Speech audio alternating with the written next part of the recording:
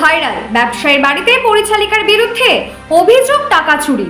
সেই অভিযোগে পরিচালিকার গোটা পরিবারের চুল কাটল ব্যবসায়ী পরিবার। এলাকা ছাড়া সেই পরিবারটি চুরির অপবাদে পুরো পরিবারের চুল কাটার ভিডিও ভাইরাল। এখন আতঙ্কে তার গোটা পরিবার। Bureau report, Bengal news express.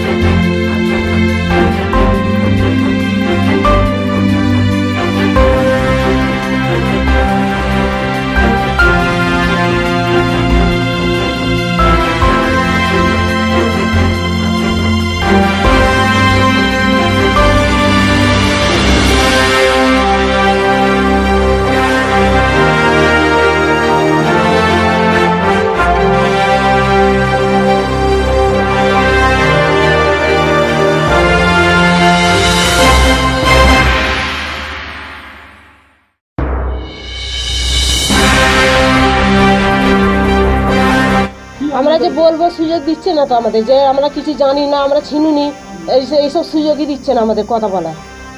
মোট কথা ওরা কথা বলতেই দেয় না, এমন হয়ে গেছে পাড়াটা। সব মারধর করলো, চুল ফুল কেটে দিল। আমাদের খারাপ লাগে না, ওখানে তো সব ভিডিও করতেছে। ওখানে অনেক লোক ছিল, বড় মাঠ ভর্তি লোক ছিল।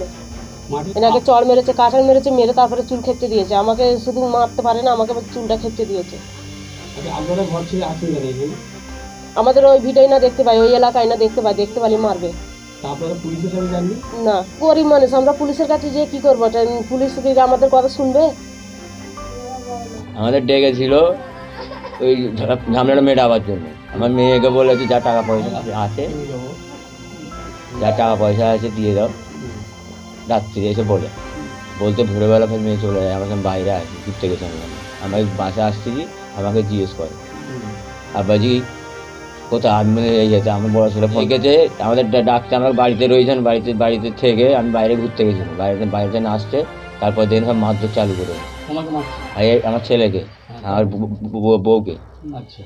আমাকে তার মারেনি।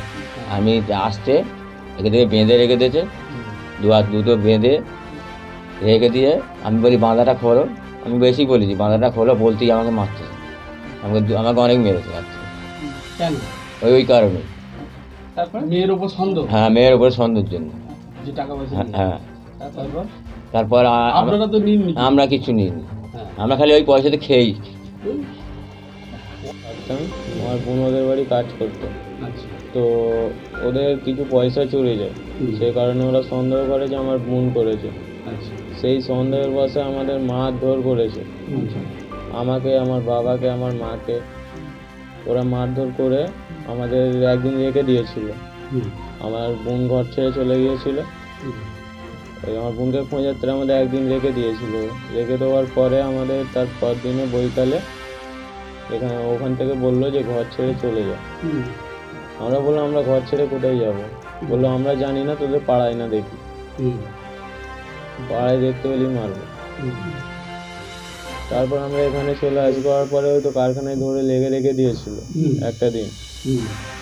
সারা রাত তারপরে সারাদিন রেখে দিয়েছিল। আমাকে বেঁধে রেখেছিল। যখন বাড়িতে রেখেছিল বেঁধে রেখেছিল। কারখানায় যখন নিয়ে গেছে আর বাঁধেনি, তখন শুধু এঁটকে রেখে দিয়েছিল। নেড়া করেছে